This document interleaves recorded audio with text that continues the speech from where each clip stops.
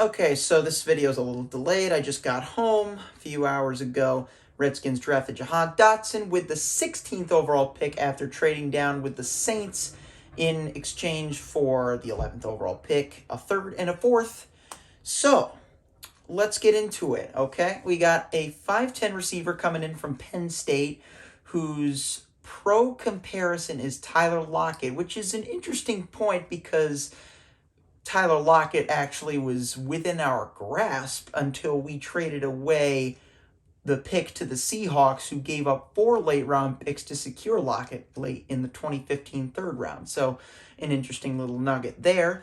But as far as Dotson goes, at the surface, I am not in love with the pick, to be honest, because think about it. It's been a real long time, it feels like, even though we've been in the top 5 picks for what feels like forever now. It feels like it's been a long time since we really went after a player, and we really could have drafted Kyle Hamilton or Chris Olave at number 11.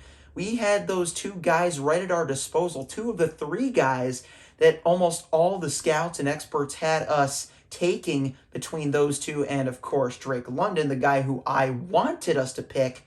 But instead we get a 6'10" receiver, a 6'10" receiver. Oh, really? He would not be playing football. He was 6'10", but Dotson is 5'10".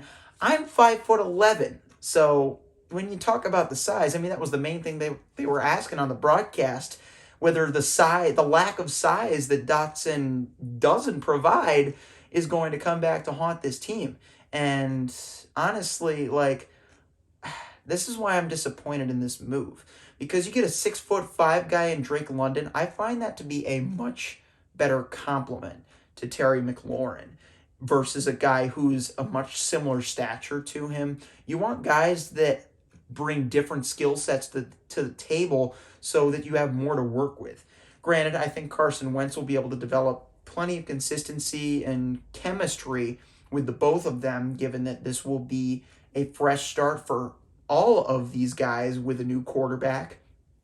But still, you'd want a guy who at least you can throw up to consistently in the red zone without having to be double teamed. And of course, that can free up Terry McLaurin underneath when they double team a guy like London, but that won't happen because he is going to Atlanta by way of pick number 8. So, all right, I'm done crying about Drake London.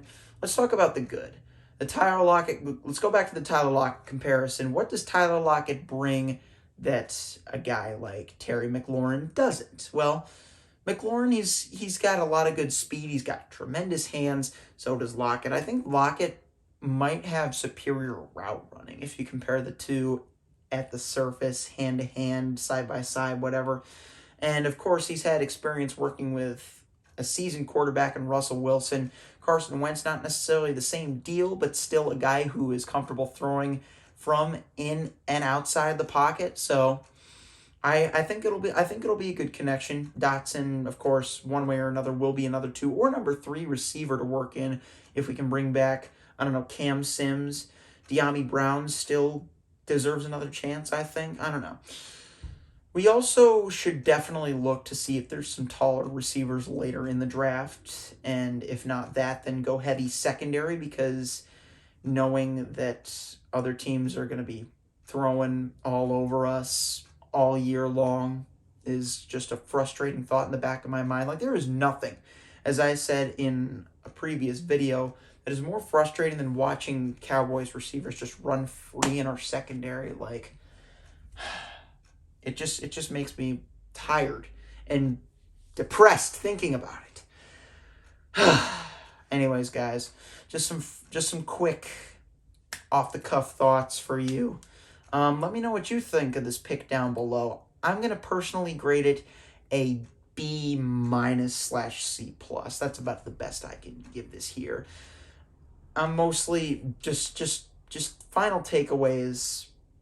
We could have really been more aggressive in this first round rather than passive, and that's really my main takeaway. And this might be one of my more all over the place videos. so I apologize. I'm not the biggest follower of college football, so I've yet to actually watch the full tape on Jahan Dotson, so I can't say that I'm pissed.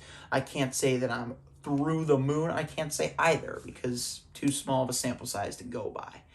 But with all that being said, I hope you guys enjoyed. If you did, please leave a like below and subscribe to Redskins Fans Unite for more content. I'll be seeing you guys later, and hell.